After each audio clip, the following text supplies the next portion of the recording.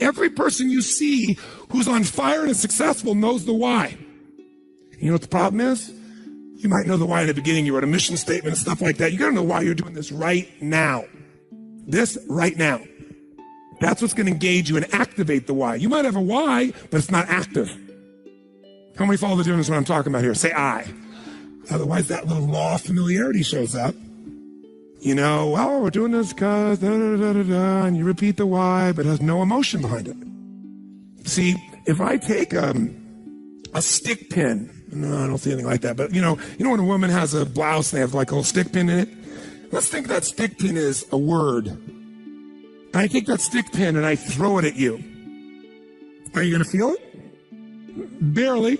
What if I take that little stick pin called a word and I wire it to the back of a giant iron bar called emotion?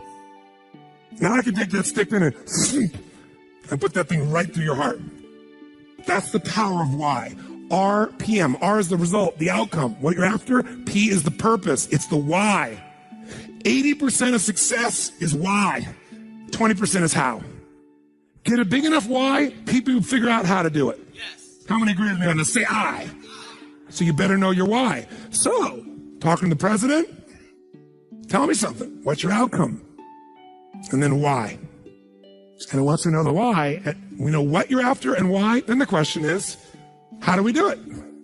We know what we're after, why, how do we do it? By the way, are there lots of hows to get to an outcome, yes or no? Yes. Are there many paths to get a result, yes or no? Yes. Some are more efficient than others. And you're not going to know, so you know what you do? You brainstorm out all the hows you can think of. All the things you could possibly need to do to get that result. And then you narrow it down to the 20% that makes 80% of the difference. And you'll find out you don't have to do that whole to-do list. In fact, wouldn't it be nice to write your whole to-do list and not do it and still get the outcome? How many prefer that? Say I. That's RPM. I love it when I don't do my to-dos and I got the outcome. That's the coolest thing in the world.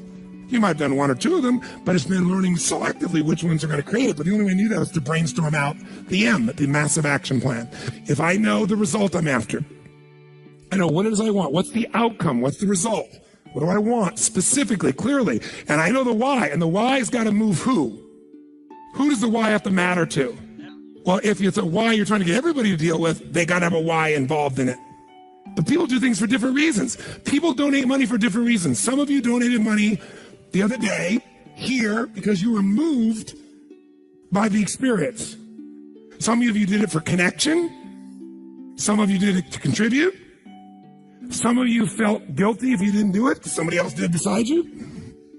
Or you have a lot of money and you feel guilty about it because you didn't earn it. I'm not saying anybody in this room, but that's how some people are. They inherited it, so they feel guilty. Some people do things to get their name up on the wall. Some people today do it anonymously and then tell everyone. Isn't it true? Yeah, just confidentially. That was me. And everybody tells everybody that it's anonymous. They're doing it for significance. Some do it for connection. Some do it for contribution. I don't care why a person does it, but we do it. But if you're going to work with a group of people, you better make sure the why touches on all their needs. Does that make sense? When it's you, whose why does it have to be? Whose why does it have to touch? Whose purpose does it have to be? Your own for you to be moved. So if you know the result and you know the purpose, now you need the M, which is the massive action plan. We also call the massive action plan the map. It's your massive action plan, your map. How are you going to get there? What are you going to do? And by the way, when you're crystal clear on what you want and you know why you want it, you can make a big map. You can brainstorm a million ways to do it. Not all your houses are going to work. That's why you make a whole map. And then go back and gradually asterisk the ones that are the most important and go hit those. You might get the whole outcome in the first two action items and get rid of your whole rest of your list. This is RPM. This is how I operate. Now, if you never did this on paper and you just did this thinking process in your head, you'll get invaluable resources. If you learn to put this on paper, it'll be more powerful because then your brain isn't racing and you can see it. If you make it into a system that you personally use, your productivity will explode. If you teach your whole company to do this, your company will go to levels you can't even imagine because everyone will maximize their productivity. And it is different than any other system in its essence because it causes a different focus with a different level of emotion, greater creativity as a result of that, and then it shows you how to leverage it all. Does this make sense? So those three pieces, results planning, asking what question? What's the first question you're going to always ask? What do I really want? What's my outcome? What's the actual result I want? from this day, from this week, from this conversation, from this meeting, doesn't matter what it is. If that's all you ever do, you're already practicing RPM at a fundamental level. But if you want to juice it up, you'll ask the second question. What's the second question? Quick. Why do I want it? Why? What's juicy about this? What excites me about this? What do I really want about this? If I'm going to call this person, why am I calling them? And you know what? When you get a stronger why, the action items change because you're in a different what? Who knows? A different what? Make that same call without any clear outcome and any clear purpose, or the outcome is get back to them. That's my goal. Get back to them. What's going to be the quality of the writing or the phone call or the vocal quality when you're getting back to somebody? Versus if you know my outcome is to make sure they feel like I am so in their corner that I'm here to make sure their needs are completely met, more than they've ever met by any person they've ever spoken to on the phone before, and that I am here for them and they can count on me. Why? Because that's who the hell I am. Because when people deal with me, they have found someone like no other human being they've ever dealt with, and I am a source they can count on. That's why I don't have to go chase 8 million new clients. That's why they stay my client for 17 years and pay me $1 million a year to talk to them on the phone once every 10 days for 10 minutes and see them 3 times a year for an hour. And I get a piece of the upside, so sometimes I get a couple $1 million for that. Why would somebody pay you that kind of money? Because when my guy calls me, he gets delivery he can't get anywhere else on the face of the earth. So I pride myself in that. And by the way, that feels juicy to me. It meets my need for contribution, for my need for growth, my need for significance. I'm the best at what I do. My need for certainty, I deliver. As a variety, who the hell knows what's going to happen when I pick up this phone? It's different every time. Because the market's changed, something's going on. How many follow? Say I. It's a very different thing than, oh, I'm getting back to my client, right? And the way you're going to come across is different. And everybody will go, wow. And in life anyway, by the way, the people who are the very best on earth that get paid everything like 100 times more than everybody else, they're just a little bit better than everybody else. It's like, you know, a bear's chasing you. I don't have to be that fast, just that much faster than you, right? In life, you just have to be a little bit better than everybody else and you get all the rewards. And that little bit better, to me, is RPM. Okay? Now, RPM is also a visual chunking system, visual way to chunk. Remember the other day when I showed you this little concept of this chunking system where, you know, you have this to do and this to do, this to do, I gotta do this, I gotta do this and this and this, and I gotta do this and this and this and this, and I gotta do this and this and this. By the way, this is what happens when you ask yourself, what do I gotta do? Which I'm gonna show you, you should still do. You should ask yourself all the things you do and write them all out. And then when you've written it all out, you look at this and you step back and you say, okay, but what do I really want? What do I want out of this project? What do I want out of this day? What do I want out of this week? What's the most important outcome I could get out of this day, this week, this project, this element? What result do I want? And you go, well, I see this and this relate to that, but you know what I want this. Oh, if I want this, then this and this and this and this and this and this and this and this all fit into that targeted outcome. How many follow? And I might go, you know what else? I also should do this and this to get that outcome. They're not even on the list. But these might get me there faster than all 3 of these. Oh, by the way, this and this and this and this and this and this and this, all right. Oh, and guess what? This and this and this and this and this, all right. And guess what? There's my day. 1, 2, 3. 3 outcomes, 4 outcomes, 5 outcomes.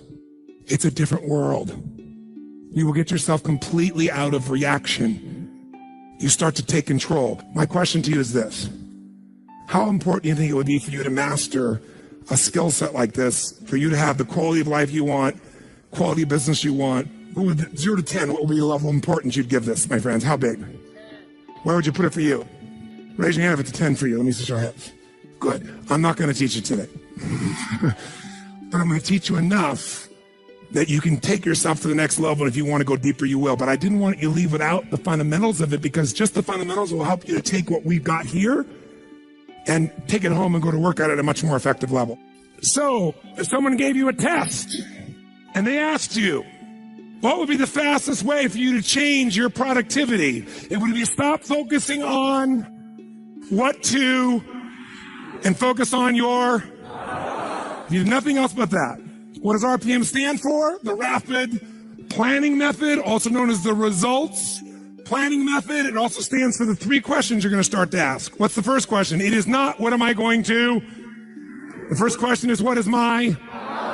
And then as you get more clear than that, outcome starts broad. To make it more specific, you say, what's the specific what? Result that I'm after. What do I really want?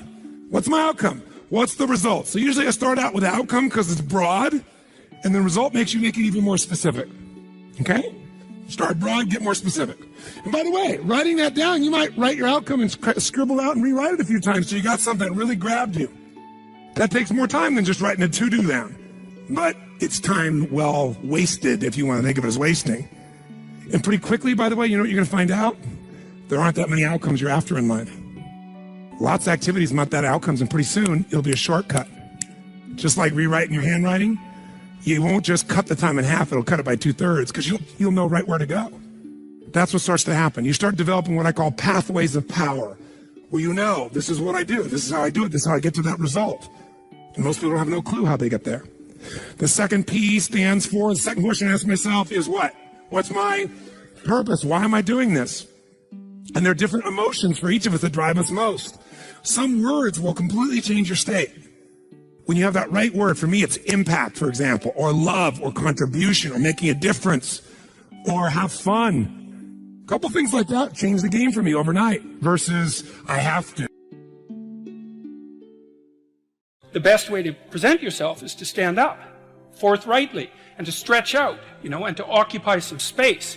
And you make yourself sort of vulnerable by doing that because you open up the front of your body, right? But it's a sign of confidence. And that way people are most likely to give you the benefit of the doubt. And that's a good way to start regulating your mood. But not only does it directly regulate your mood to stand up, but also because if you straighten up and you present yourself in that manner, then other people are more likely to take you seriously.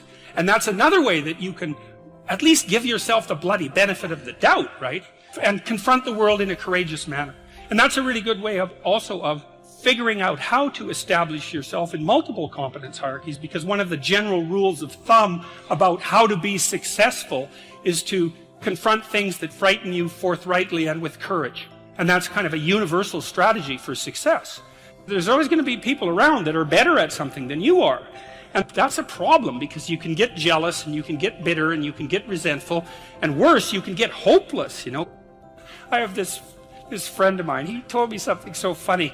He was decrying his lack of success in the world, and he compared himself to his roommate. And he said, his college roommate was doing much better than he was. And his bloody roommate was Elon Musk. It's like, it wasn't like he was doing badly, like he was doing pretty damn well. It's like, I'm not as good as Elon Musk. It's like, yeah, well, you and like 7 billion other people, But I thought it was instructive because you have to be careful who you compare yourself to. Now, you can't just not compare yourself to successful people, right? Because then you don't have anything to aim at.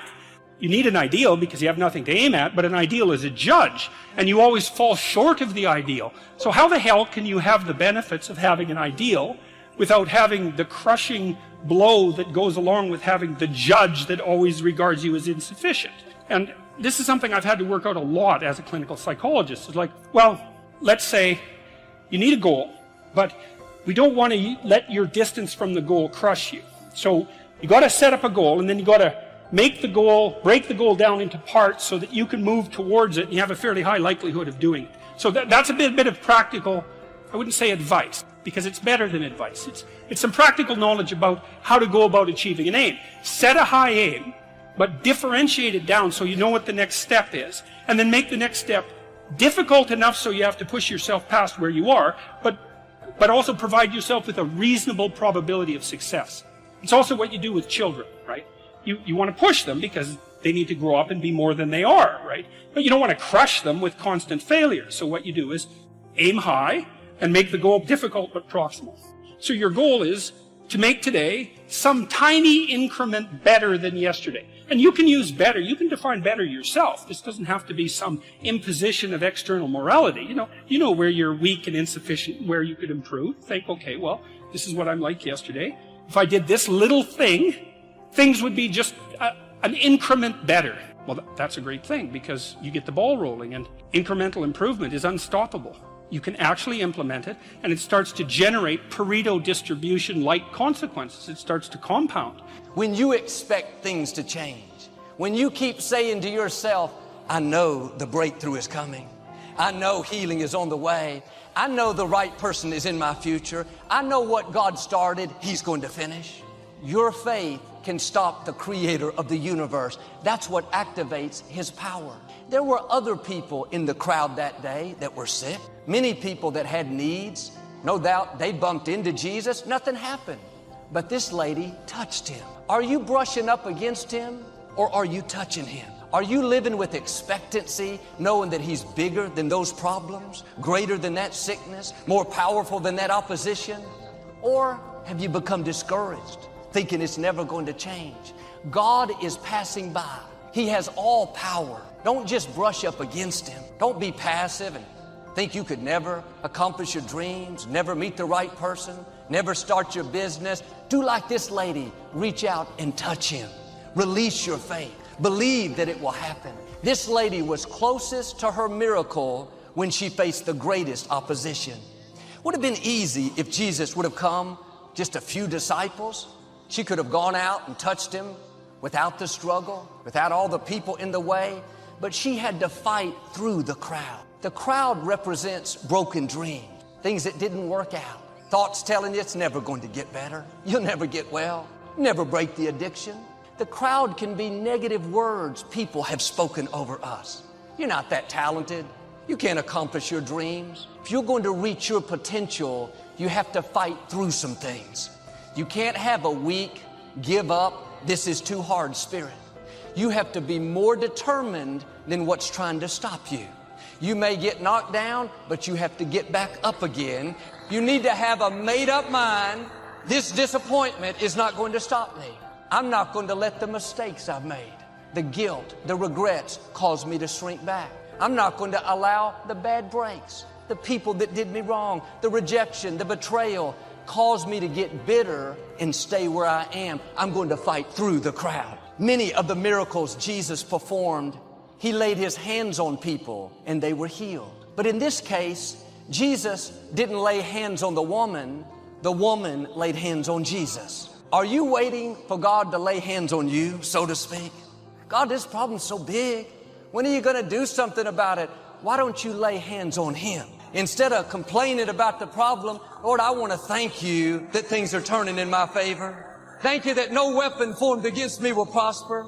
Lord, thank You that You hold victory in store for the upright. I don't see a way, but Lord, I want to thank You. I know You have a way. When you do that, you're laying hands on God. Your faith can initiate the healing. Your faith can be the catalyst for God to do amazing things. Acts chapter 14, the Apostle Paul was teaching people. He noticed a crippled man in the crowd. He'd been that way since birth, never walked. Verse 9 says, Paul realized the man had faith to be healed. Here the man was just sitting in the audience listening to Paul, but he must have had such anticipation on his face. Paul must have seen something in his expression, an expectancy that something good was going to happen, like a little child at a candy store. Paul was so impressed, he stopped his message and said, Sir, I can see you're ready for your miracle. Stand up. The man stood up and instantly he was healed, began to walk for the first time. Like that man, we should live with this anticipation that something good is going to happen. Yes, we've all had difficulties. We all have a reason to be sour. Don't let that talk you out of what God has in store. You wouldn't be alive if there wasn't something amazing in your future. Can your faith be seen? Can anyone notice that you're expecting to go to a new level? Are you talking like it's going to happen? Thinking like it's going to happen? Believing like it's going to happen? God is passing by. But if you're negative, I don't see how it'll work out. I never get any good breaks. I've been this way a long time. You may brush up against Him, but you're not going to touch Him. You have to show God you're ready to be healed, ready to be free, ready to be blessed. There should be an expectancy. It could happen today. You could meet the person of your dreams this week. You could see your health turn around this month. I'm not a billionaire. You do understand that. We said, Mr. Howard, we know everything about you. We know your net worth and everything. I said, well, what can you all learn from me? He said, everything. He said, the reason we want to hear your story is because the majority of us that are billionaires, we inherited some money and we grew it. A couple of us inherited $1 billion, some of us inherited 300 million. and we turn it into $1 billion. You come from nothing. What we want to know is how you got to where you are after coming from nothing. How did you live in a car for 3 years and wind up on more TV shows than anybody? How did you survive flunking out of school? How did you survive all of that? We want to know that, because in case something happens to us, we don't really have the information that you have, or how to come from the back to the front, or how to come from the bottom to the top. So I get asked oftentimes to speak. And so when I was telling them how I made it, I was telling them about the fortitude that I developed. And then I told them about the faith that I had. And that was really startling to them. Now, a lot of them are people of faith, but a lot of people who were born with a lot of money ain't really had to have a lot of faith. You understand? You have an idea of what it feels like. You've seen some kids get put in foster care. You've seen child protective services come to somebody's house. You've seen kids come to school with less. You might have been one of the kids that went to school with less. You have struggled to give your kids a better life than the one you had. They don't hear this. But I'm going to tell you something right now. You can be successful without an education. You can be successful without coming from a rich family. You can be successful. I don't care what color you are, what faith you belong to, your sexual preference. I don't care what's wrong with you. You can be successful. Everybody in your life will have a turn back moment. No matter who you are, you're going to have such a period in your life where it seems like it's not working. You're going to have doubts. You're going to have a lot of trials and tribulations and challenges. And everybody has what's called a turn back moment. You always have a moment in your life where the direction you're going, you will have to make a decision to keep going or you turn back. The sad thing is the average person turns back. But think about this. If you're going somewhere and you turn back, you can never get there.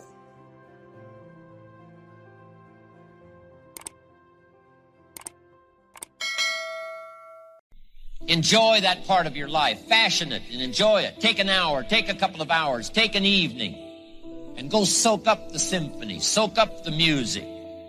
And when you do this, with family, with culture, lifestyle, here's what happens. Number one, you can enjoy it. It's a spendable commodity. But here's the most exciting part of all. The feelings you get from here, the coin, the currency, the worth and the value you get from fashioning a happy life, fashioning a conversation with a child, fashioning a love experience. A good marriage is not a marriage that's left to the wind. It must be well woven. A friendship must be well constructed. A cultured life must be well woven, well constructed. A love affair must be well woven. I'm telling you, all of these values that come from lifestyle, and nobody can engage in the art of lifestyle better than Herbalife distributors, Mark Hughes being one of the best. Better to live in a tent on the beach, be in love, than to live in a mansion by yourself. But now here's the last part. This is the most exciting. Not only can a well-fashioned lifestyle experience be enjoyed, here's the powerful part. It can be invested. It can be invested. Because here's what really happens. You take lifestyle, all those values, all the coin, all the currency of lifestyle, and you invest it. This feeling here helps you to now, drives you to do the better study. Why? This whole cycle keeps coming around. Philosophy, attitude, disciplines create lifestyle. Lifestyle inspires you to go back, develop an even better philosophy, stronger attitude, more detailed disciplines. All of that helps you to produce lifestyle. And if you fashion this well, love affair, marriage, culture, evening, weekend, all of this good stuff now, that inspires you now to read, study and grow, develop your philosophy, strengthen your attitude, pick up the disciplines. This whole cycle, I'm telling you, there's nothing like it once you understand how to live this way. bad times. But I don't have bad days anymore, and it's not BS. It's because I've trained myself like an athlete to go in these peak states so often that they're just natural for me. It's like building a muscle. So it's not like I'm so smart or I'm just so positive. It's just like, why would I waste my time stressing out? I have a 90-second rule. I'll stress for 90 seconds, but stress is not going to solve it. Let me put myself back in a different state. And so the way I do that is I use my body. Because I've done this with athletes for decades, with billionaire businessmen. If you see somebody gets in a slump of some sort, great athlete, Paul Tudor Jones, one of the greatest financial traders in the history of the world, I've coached him for 22 years. When I came to see him, this is a man who made 200% in 1987 when the stock market had his biggest single crash in the day, percentage-wise still. He made 200% for his clients, more money than anybody could dream of. Then he went to the moon and he went down to earth and then he lost money. So I was brought in to turn him around. Well, how do you turn a guy like that around? Yep. I watched him. His shoulders were down. He was breathing like this. He's sitting like this all the time because he'd been through these failures and it started to get stored in his body. Now, in this state, this man is a genius, couldn't do it. So I watched films when he was at his best and he's like standing up and he's doing this. He's this, what to do, sell this, make this happen. And the movement, the intensity, the way he used his face. And so I showed him a video of himself today. I showed him a video when he was at his best. And I said, what do you notice? He was like, those are two different people. I said, yes, but we can get back to this guy by just using the body first. Trying to use your mind, you'll go in circles. But I've been teaching for years that a radical change in your body instantly changes your biochemistry. 38 years I've taught it. 2 years ago at Harvard, they did a study, scientifically proven what I've been teaching all these decades, where they call it power postures. Yeah, the Wonder Woman stance. Yeah, standing like Wonder Woman or Superman for 2 minutes. Yep. Or like you see guys like this, pulled back like that for 2 minutes, literally increases your testosterone in your biochemistry within 2 minutes by 20%. It drops cortisol by 18%, which is the stress hormone, and increases your chance of taking a more risky behavior, which is what's required of a leader, by 33%. 2 minutes.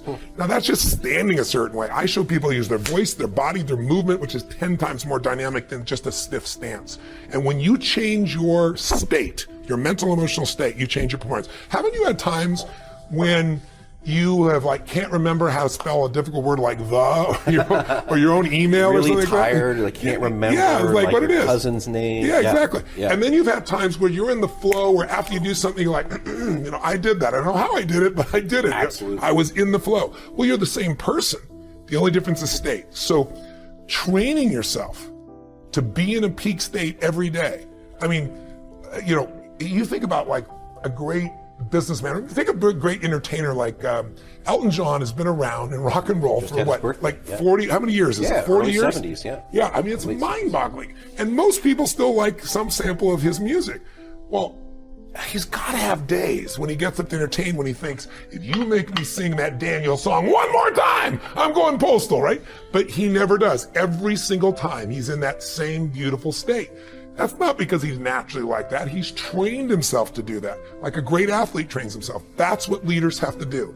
The state of the union, the state of the company is the culture. And the culture starts at the head. Whoever that leader is, their state impacts everybody else. So training yourself to be in that peak state is the key to it all. I think ferocity of spirit is critical for everybody, but we all have it. It's like a muscle. Do we all have it? Yeah, we do. Courage unused, though, becomes weaker. Determination unused gets smaller. Passion unexpressed gets smaller. It's like any muscle, the more you use it. And he's been using it for years. His son, though, here's the other thing. He had a reason larger than himself. You see the pattern in all the people that have overcome. He wanted to do for his son. At the time, he told me about his worried about all his employees, and he really cares about his people. But here's the secret, though. You have to make that shift where it's no longer an excuse. If you give yourself an excuse, humans will take it. If you're going to take the island, you burn the boats.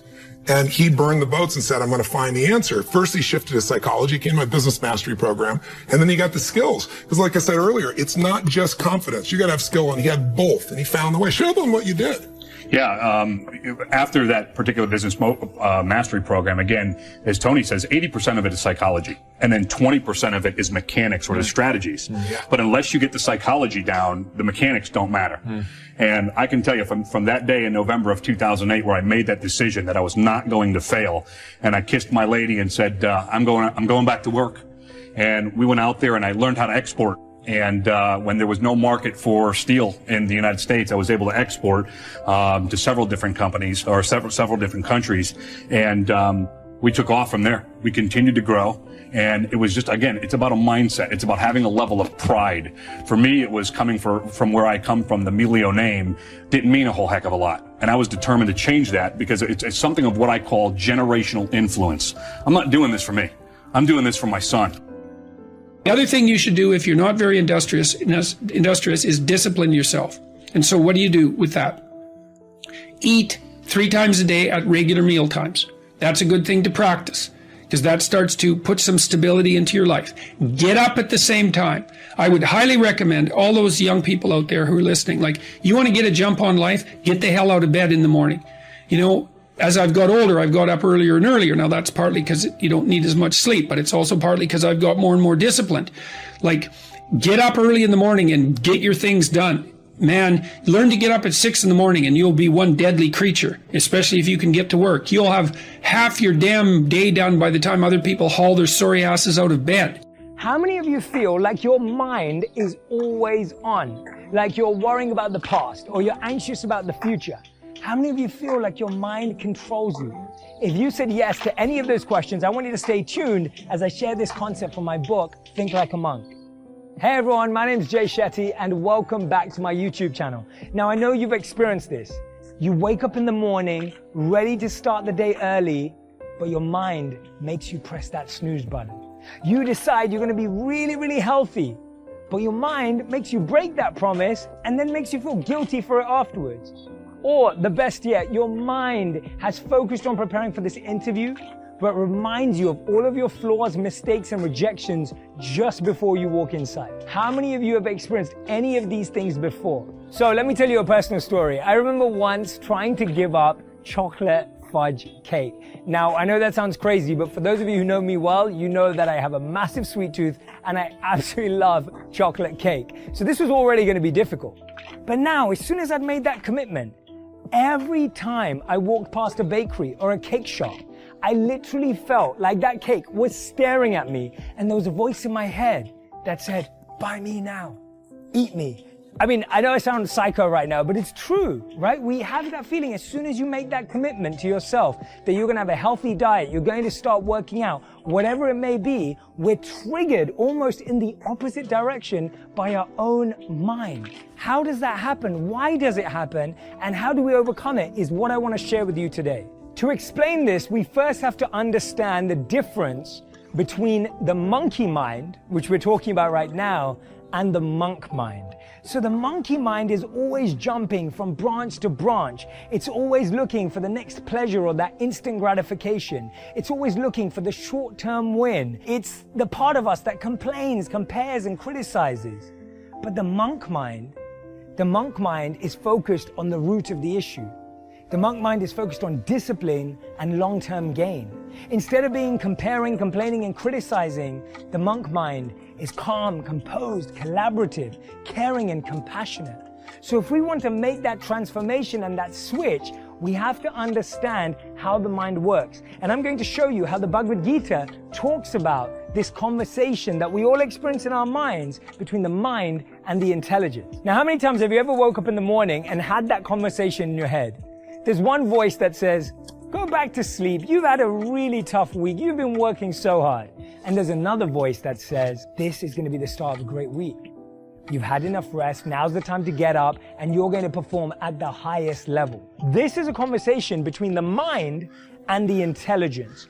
The mind is the monkey mind. The intelligence is the monk mind. The monkey mind just wants to sleep, be lazy, lethargic, and not focus on getting proper rest. You probably were forced by that monkey mind to stay up the night before and watch a show till 2 a.m. anyway. The monk mind wants you to have a proactive start to the day, proactive start to the week. So here's what's happening. We have 5 senses: sight, smell, touch, taste, and hearing. Now, all of these have different triggers. So if we think about food, you see good food, right? Or let's say you see junk food, you smell that junk food, you know what that junk food tastes like, You don't hear junk food, I don't think, anyway. And as soon as that happens, there's a response that goes straight to your mind. Now, what happens in your mind, and as you can see, this is a very accurate drawing of what your mind really looks like inside. But this area of your mind, it reminds you of your past experiences you've had. So when you see those fries, you smell those fries, you see those fries, you touch those fries, it sends a response to your mind. Your mind knows what those fries taste like. It remembers the last time you had them and how good they felt, and straight away goes, yeah, let's have them. And so the mind goes, sure, let's go and plan and create, and now we have those. Now we start to eat that. And that is a recurring habit and cycle in our life. It happens from everything from food that's bad for us to toxic relationships through to making bad career decisions. The simple act of reminding ourselves of a positive experience with someone or something allows us to continue that repetition. But now we all know this. We all know that discipline is a core pillar in success. We all know that being able to resist the urges of the mind can help us be more focused.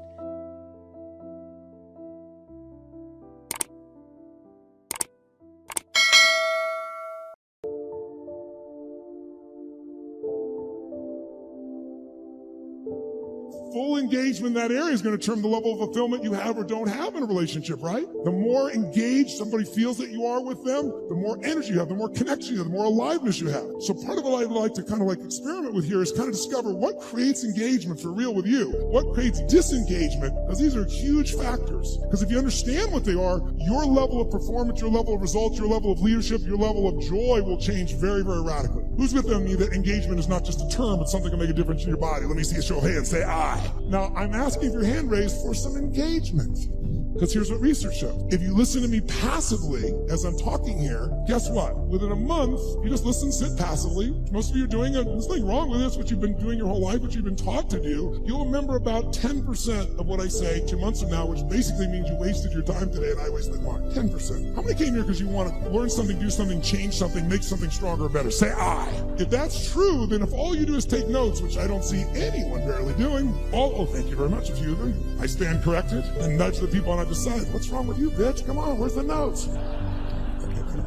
Right? Because I don't know anybody who's got that great a memory. In my entire life, I've kept journals. Because here's what I learned early on. Writing it down, if I never look back and read it again, the physical act of writing it down drives the groove deeper. Repetition is the mother of skill. You look at anyone who's masterful. Why are they masterful? Why can LeBron James do what he can do? Because he's done it a few million times, right? You know, Kobe will go out and make 300 shots before he will leave that floor every day. 300 shots. The same freaking activity. Most people in tech world, I heard that story, I know that thing, oh yeah.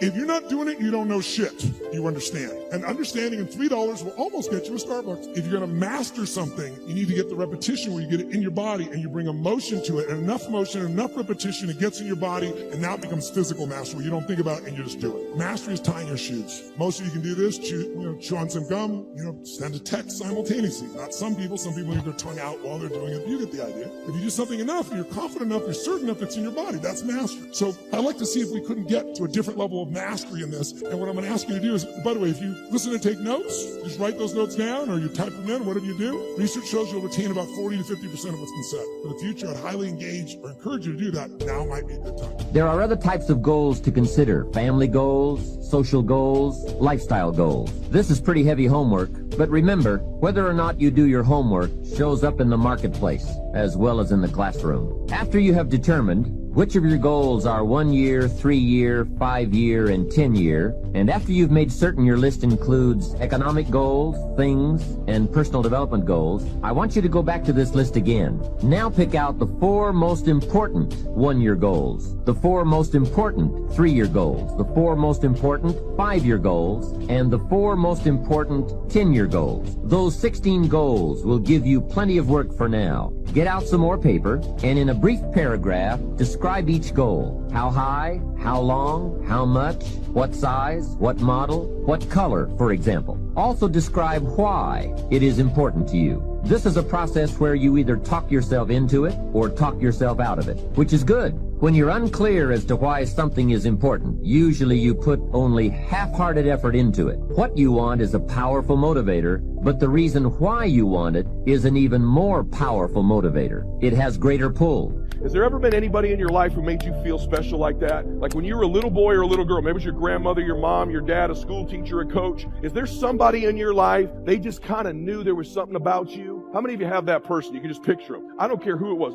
Everybody does, by the way. The Lord sends all of us one. All of us in our life. If you haven't had them yet, they're going to arrive. You picture their face. You picture how much, it was just the way they looked at you. For me, it was my grandfather. I'm Edward III. And I would ride on his little lap, which you'd never do today, in his little van. We would drive to go get donuts in the morning before church on Sundays. And he had all these grandkids. He'd go, tell you don't your other cousin, you're going to do something great. And I'd look up at him. I am, Papa. You're going to do something great. He'd tell me over and over. When one of my cousins was born, Peter, I was really jealous when he was born, and Papa called me at the house and said, you know, he's still my favorite because you're going to do something great. He just knew there was something special about me. We've all had someone like that in our life. They just knew. He made me feel special. He saw the God in me. He saw Christ in me. He saw my blessings. He saw my gifts in me. All my life, I've tried to prove him right. That person who saw that greatness in you, picture their face. Maybe it was your mom, grandma, your dad, uncle, coach. They just know how special. Because you are. Listen to me. Because you are. Picture their face. If you think about it long enough, you'd actually get emotions. They're the one person who saw who you really are. The key here before we leave, you see it. You're special. You're anointed. You're gifted. You're blessed. You're supposed to make a difference in the world. You're supposed to win. I promise you. I don't even know you, but I know where you come from. I know whose DNA is running through your blood. I know you come from the King of Kings. I know you're going to do something great in your life. And even if you're not religious or spiritual, I don't give a crap. I'm just telling you, you're going to do something great. You're going to do something great with your life. Prove them right. Honor those people. You can't cry. Honor those people with your life. And Elijah has this moment. He's been exposed to the mind. Exposure is the first step to transition. You can't change if you haven't been exposed. People who know better do better. He was exposed to the mantle, and all of a sudden he can no longer stay where he was before. And that is a kairos moment, a powerful moment in the kingdom. When you're exposed to a ministry or a man of God or a woman of God, and all of a sudden you cannot be who you were before, that is a divine moment of God. It has nothing to do with money. It may require relocation. It may require being out of your comfort zone. It may require downsizing, but you're called to it, and you start boiling stuff and burning stuff and kissing your mother and father goodbye. It's stronger than a natural blood tie. It's stronger than a DNA. It'll pull you out of the church that your whole family was in, but you gotta go because something has happened in your life, and you can't stay in the first church of the Frigidaire because you've been exposed to a realm of glory. It has nothing to do with ethnicity. It'll make black folks hook up with white folks. It'll make white folks hook up with black folks. It'll make intelligent folk who get behind folks that are illiterate, but they're anointed and gifted. It'll make you give up your position, take a downside to be in the center of his will because you've been exposed to a realm of glory and a move of the Spirit, and you've got to have it in your life. Bless God, I got to stop because I feel the anointing of the Holy Ghost. There must be somebody in this room that's been called to the kingdom for such a time as this. You may find that some of your goals you thought at first glance were important are not important after all. Do some reflecting, refining, and revising. The point is, right now, try to have approximately 4 1-year, 3-year, 5-year, and 10-year goals that you truly believe in, that inspire you, that you've sold yourself on. When these goals and the reasons you want to obtain them are each clearly described in a brief paragraph, transfer this information to a journal or some type of notebook that you can carry with you easily and refer to often. It's essential to set aside some time every week to review all of your goals, to rearrange them, redo them, restructure them, to add goals, or to tear up the whole list and start over. Goal setting is not something you do just once. It's a continual process. Also, you must constantly check your progress toward your goals. You don't want to fall too far behind on, or worse, lose sight of, your important goals. Now, just as important as your long-range goals are your short-range goals. Your goals for tomorrow, next week, next month, 6 months from now. These are goals you can accomplish within the next year, the immediate future. We call these goals confidence builders. When you work hard, burn the midnight oil, and accomplish these little things, it builds your confidence to go for your long-range goals. Write down in your notebook or journal all the little things you would like to have or accomplish in the next year. How you set up this list is up to you. You might want to break it down by week or by month. Set it up in whatever way works well for you. Part of the fun of having a list is being able to check off something as obtained or completed. Every week, try to check off at least one thing on your list of short-term goals. And when you are able to check off something major, something on your list of long-range goals, celebrate. Make winning joyful. Congratulate yourself. It is very important to celebrate progress. We grow from two experiences. One is the joy of winning, and the other is the pain of losing. Here's what that also means. Make losing painful. Put it on yourself. If you set something up, fooled around,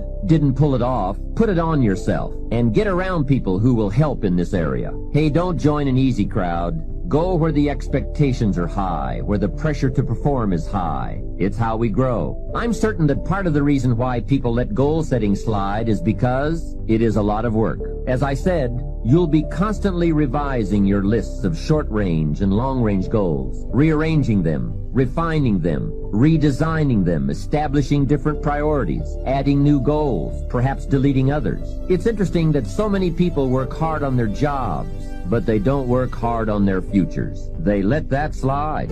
Some people live such mediocre lives that at the end of the day, they don't know whether they're winning or losing. They just go through life with their fingers crossed.